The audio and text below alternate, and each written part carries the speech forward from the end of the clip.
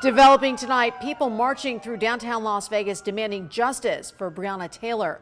A grand jury in Louisville, Kentucky, deciding the officers who shot the 26-year-old will not be charged in her death.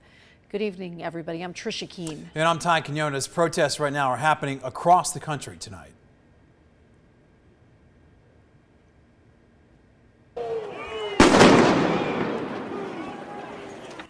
Explosions here on the streets of Louisville tonight. We are also learning that 2 police officers have been shot. Both are expected to recover. The National Guard now enforcing a curfew for the next 3 days. Let's get over to 13 Action News reporter Austin Carter. He is live at the downtown container park there where local protesters started their march tonight. Austin. Yeah, that's right, Trisha and Todd. Good evening. Those protesters kicking things off here at the container park right around 7 o'clock this evening.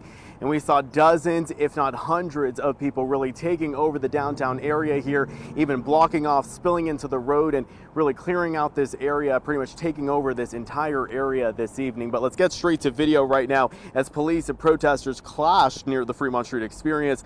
Our crews saw multiple people being handcuffed. Now you can see at one point, Metro officers actually tackling someone to the ground. This protest was in response to a grand jury decision that was announced today that none of the 3 officers involved in the police killing of Breonna Taylor will be indicted on homicide charges.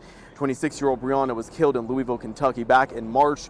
Kentucky Attorney General Daniel Cameron said the state could not pursue charges against 2 of the officers involved because their use of force was, quote, justified to protect themselves after being fired upon by Taylor's boyfriend, Kenneth Walker. One of the officers is charged with 3 counts of first-degree wanton endangerment for firing into the apartments of Taylor's neighbors. Folks out here tonight say they are joining the fight with the rest of the cities across the nation that are fighting for change. Time and time again, we see that America doesn't serve justice for black people and people of color. Here in the city, we're still calling for justice for Byron Williams. He still has not had justice. We're still calling for accountability and transparency with the case of Jorge Gomez, who was gunned down in front of the courthouse.